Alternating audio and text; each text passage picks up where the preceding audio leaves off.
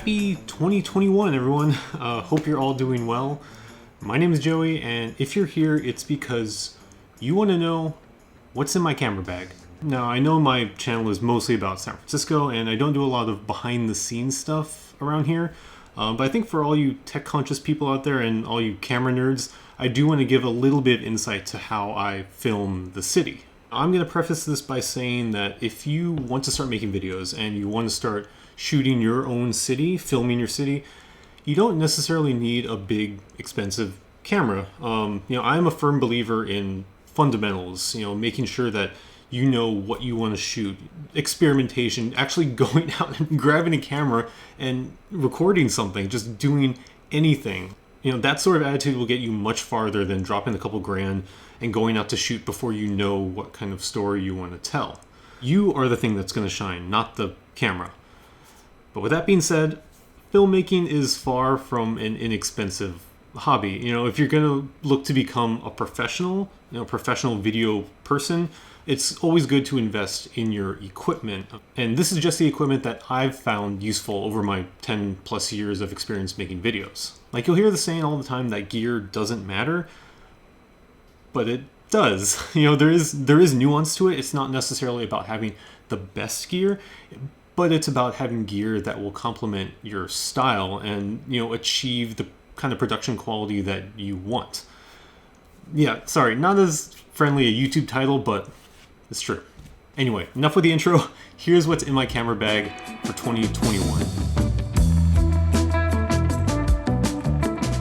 So if you didn't know already, I am a one-person crew. I make all my videos completely alone, by myself. And I need to be able to pick a location, grab my camera, record myself flubbing a few lines, shoot some B-roll, drive to a new location, and then do it all over again. So I need to be mobile.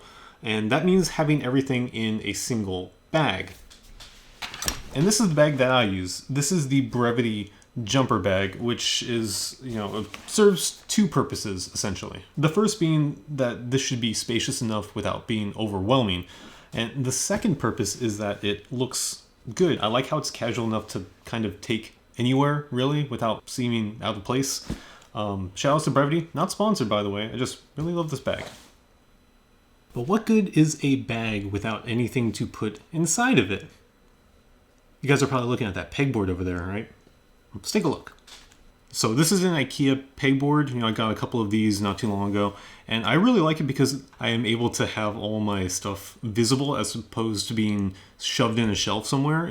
And here is the main camera that I shoot with. This is a Sony a7S III, and this thing gets the job done pretty much in every respect. This is full frame, this is 4K, this is really great in low light, it can do slow motion, it can do time lapses, has image stabilization, basically everything I need to have in a camera when I am going from place to place very, very quickly. But I will say one thing about having an all-in-one packaged camera like the a7S III is that it's expensive. This camera costs $3,500, so it's not a budget option in any sense of the word, but it's a fantastic camera for enthusiasts and professionals alike.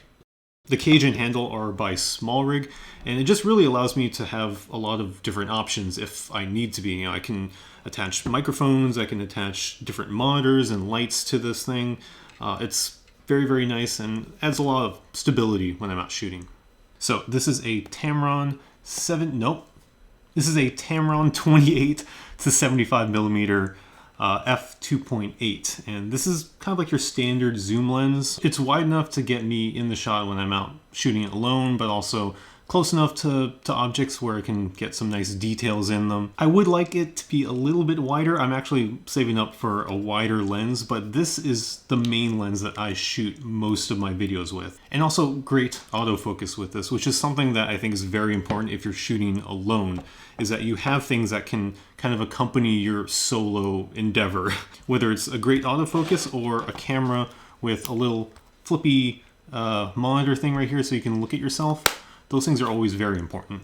It's funny, actually, I remember making a short film back in 2010, and one of the things I remember telling people that was the hardest thing about that was being able to shoot myself. If you don't have a dedicated cinematographer or camera person, you're going to be going back and forth between the camera and, having to have a stand-in or something like that, which is why things like autofocus and, being able to see yourself in the frame is really important.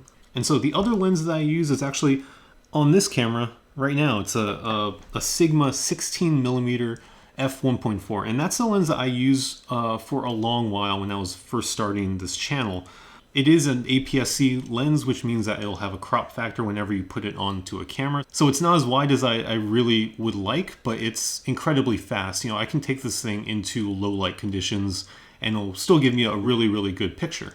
But that's about it. Those are actually the only two lenses that I use regularly, and I hardly actually use this one anymore. It's mainly been the Tamron 28-75, and I'll say that I don't think when you're making videos you should really bog yourself down with an obscene amount of lenses. 2, maybe 3 at most, so just keep it simple.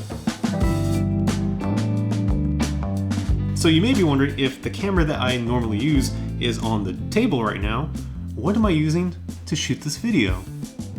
I'm glad you asked. So the camera that I'm using right now that you are looking through is the Sony a6400, and this is a great camera. It's small, it's light, it's got a flip-up screen so you can see your face, a decent enough video quality. In fact, every video on my channel up until last October was shot using this camera. The camera is small, but it has a lot of options for cool stuff. It's similar to the A7S III in that it has 4K, it can do slow motion, you can do time lapses on this. It also has, like I said, great autofocus that is kind of in line with every Sony camera made nowadays. But all in all, if you want to go for kind of a budget option, the A6400 is fantastic, and for me at least, it's a great second camera. So, has anyone ever told you that audio is the most important part of video? Yeah, sounds dumb, right? But think about it, really. Would you rather listen to my voice sounding great on a black screen, or see my face with terrible audio quality? So that's why I have this. It's attached to the camera right now, but this is my microphone, the Deity V-Mic D3 Pro. This thing is really great. It's really got some great audio quality for a very decent price, and most of the time it's connected to my camera wearing one of these because San Francisco is very windy, and it's always nice to have a windscreen here for you. Bigger than the camera itself, but it's worth it. But I do also have a Rode Wireless Go microphone set if I want to be far away from the camera. Pretty useful for interviews and when I'm shooting subjects or myself not at arm's length. And what else do I have in here? Blower, always important for cleaning out dust. Here we are. So this is a gray card. I use these for white balancing before I shoot a scene. Kind of forgot to do it for this shot, but whatever. Yes, as any YouTuber knows, this is the most important piece of equipment that you'll ever use.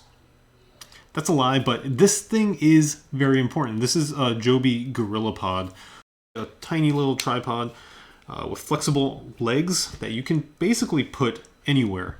I feel like I might need a new one of these fairly soon because this camera rig right here is incredibly heavy for this little thing.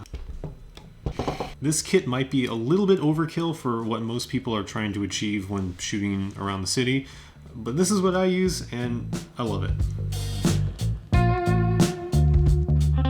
We all know that San Francisco is an ever-changing city, and for me at least, I feel like my camera gear, I believe, is a reflection of that notion. Not in the sense that I'm dropping thousands of dollars on a new lens every month, but in the sense that it's built to capture a mood. There's so much packed into the city's tiny footprint where, each incredible view begets another incredible view. And this thing, it keeps me moving, it keeps me motivated, and most importantly, it keeps me from buying too much crap. Now, a studio setup, like a proper studio setup and all the gear that comes with it, is an entirely different story. But when it comes to filming stuff on the streets, jumping from a location to location, this is what I use to film San Francisco. So, that's what's in my camera bag, or was in my camera bag before I took everything out to show you guys. One thing I wanted to say for 2021 is that I wanted this year to be the year that I read more of your comments, and yeah, let's do that right now. Sorry, but you talk too much. Well, that's YouTube channel for you. Great last video of the year. When I had friends visit SF, the Cliff House was always the first stop of our tour. Thanks for your videos in 2020. Great memories of SF and why SF is so special. Maybe in 2021, you could shave your mustache. No, actually, I'm going to be keeping this throughout all of this year. That's a promise. I said it on camera, so I have to keep this until 2022. Sorry. We want to see the pigeons, not you. Okay, last one. I've lived here all my life, 65 years, and this deeply saddens me, but I love your outlook and hope something is rebuilt there, and love your idea of having Musée Mécanique back in the basement. We were there every weekend. It's not just the same at the wharf. Thanks for your videos, and Happy New Year. Thanks, Joanne. Happy New Year to you as well. Happy New Year to everyone watching this. I'm so glad that 2020 is finally over, and we can look ahead to something new and different and positive. So I hope you continue to watch my videos. You know, if you have a chance, make sure to subscribe down below, hit the like button, hit the bell so you get notifications for all my future videos, which are coming very soon. I'll give you a little spoiler as to what my next video is about. It's gonna be about the sunset. Don't tell anyone. Be surprised when it comes out, and I'll see you at the next spot.